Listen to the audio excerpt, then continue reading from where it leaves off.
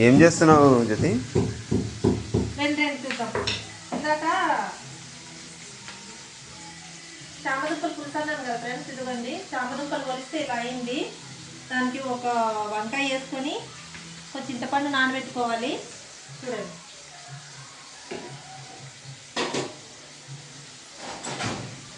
ఇంకా ఉల్లిపాయలు పచ్చిమిరపకాయలు బాగా దోరగా వేయించుకోవాలండి.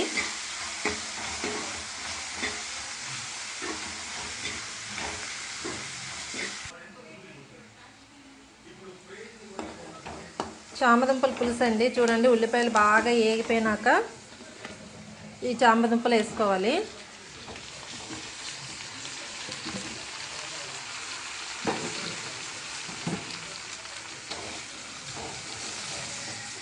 ఒక వంకాయ ఒకటి వేసుకుంటే సరిపోతుందండి పులుసులోకి, మరి ఎక్కువ వేసుకోకూడదు. ఇంకా ఉంటే దీనికి బెండకాయ కూడా యాడ్ చేస్తే కూడా చాలా బాగుంటుందండి.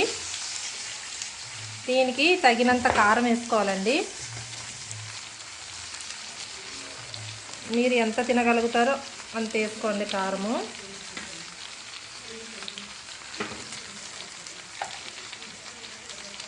అలాగే తగినంత ఉప్పు.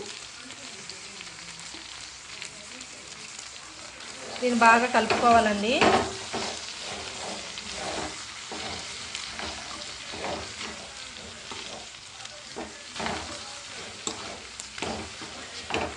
మీ ఇంట్లో మసాలా ఏది ఉంటే అది వేసుకోండి. కొంచెం అల్లం వెల్లుల్లి పేస్ట్, కొంచెం గరం మసాలా కూడా వేసుకోండి, బాగుంటుంది పులుసు అనేది. ఇది రోటీస్లో కాదండి, రైస్లోకి మాత్రమే బాగుంటుంది.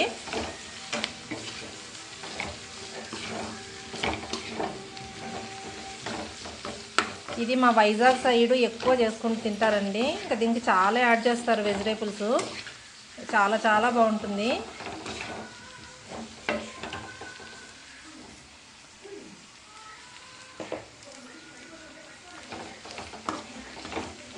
ఇది బాగా వేగాక చింతపండు పులుసు అండి,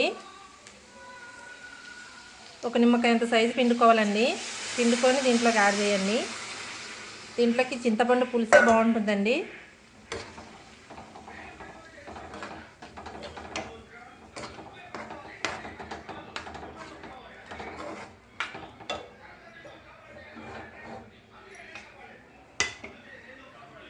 పైన కొంచెం కొత్తిమీర చల్లుకోండి.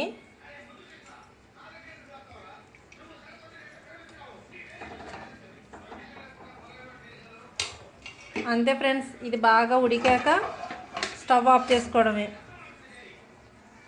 మీకు నచ్చితే లైక్ చేయండి ఫ్రెండ్స్. ఉంటా, బాయ్. చూసేద్దాం, చూడండి సార్.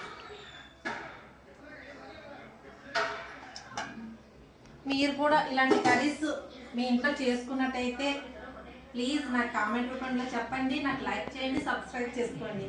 బాయ్.